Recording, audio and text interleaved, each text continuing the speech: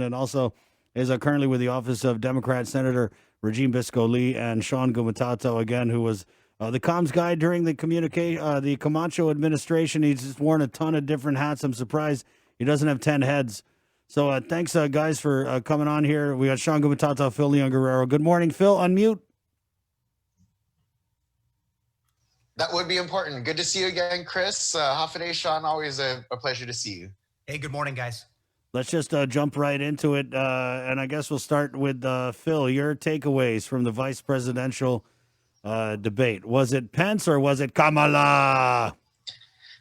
Well, I think that one of the good old standbys when it comes to presidential election, specifically the vice presidential debate, is really the goal here is to not take any votes away from your candidate. And I don't think that last night's debate did really anything to sway a lot of undecided voters. It probably helped fire up each respective base, but just on the facts, just on the following of the rules, I think that Senator Kamala Harris won the debate, if only because a fly didn't land on her face. Shawn? Shawn? Well, for me, I think it's debate tactics, right? I mean, if for all of us, we had a chance to really understand more about the policy, call it the policy direction of both tickets, and tactically, I think the vice president did exactly kind of what we were hoping that the president was going to do in the first debate. Obviously, that went out the door within 25 seconds or within the first 2 minutes of the actual debate. But in this case, there was a lot of, I thought was a lot of engineering by the vice president in terms of not only contrasting the record of Vice President Biden and also going to the, in all fairness to the senator, to her record, not just in the Senate, but when she was a politician in the state of California on a state level. So actually, debate tactics 101 was in full display last night. It almost seemed anticlimactic, given what we saw in the presidential debate. Bree and I were watching, and after a few minutes, I was like, this is boring. Well, I mean, I don't think anyone was expecting that it was going to be this titanic blow for blow. But the vice presidential debate, as we all know, it's that it doesn't really move the needle. I think when I looked at when I just was recalling during the debate, the debate between Sarah Palin and Joe Biden many moons ago, that had a lot of interest. I think when you think about interest, I think it scored a lot of people watching it across America. I think it was like 50 million people watched last night. Right. But again, it doesn't move the needle at all. Right.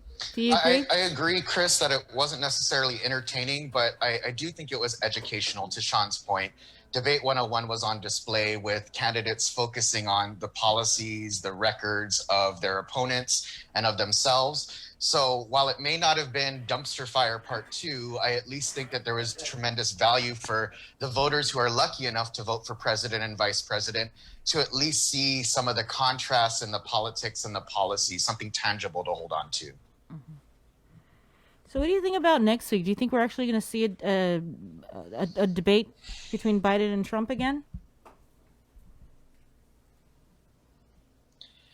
I think the president already announced that he's more in favor of holding a rally. And I do think it underscores some of the very real and understandable concerns of many Americans out there that this president, his vice president, and the administration aren't taking this coronavirus pandemic seriously, that we know, we should have reasonable expectation that our commander-in-chief is still infectious at this point, that he's unwilling to change the debate to a virtual setting in order to protect everyone involved, and that he's still willing to go to and from a campaign rally with all of the infrastructure and staff needed to do that, and all of the potential close contacts with himself and potentially other infected people along the way. I do think it just is yet another example that this administration, to many people, is not handling the pandemic properly. Sean? I wanted to just to add in that the commission is supposed to be able to talk to both parties. I think that the story shouldn't be that the president wants to do a rally. The story should be that the commission didn't even communicate; they just made a decision. I think that you can expect that for next week's debate that there may be a change in that. It's more than likely they're going to have the town hall. I don't know how they're going to pull it off in person, but I think that the president would be kind of not a good sign for both sides that they don't get to have a venue for the people of the United States to hear both of their respective policies and what they want to see the direction of the country over the next 4 years. Okay, I think that, sorry guys, we just, a very concentrated conversation. We've got to move along to our new KUAM News Decision 2020 interviews. Thank you, Phill. Yeah, if you have family members that are lucky enough and privileged enough to vote for president, please let them know about the issues that matter to us here on Guam so that they can make their own informed decision when they go out to vote. Sean, yep, last that's word. Right. Everybody, make sure you go out and vote. Tell your family. I got my girls in the East Bay in California doing that, and my parents. I think everyone's kind of getting ready for the next 25 days. Okay, guys, thank you so much. Thanks, guys. Be safe. Thank Wash you. your hands. 9:16. Let's go ahead and let the sanitizing guys do their thing. Okay, stretching. Reminding you, the show is brought to you by Carrier 647 Cool, Calvo Enterprises, IT&E, and the Thrive Coalition. We're taking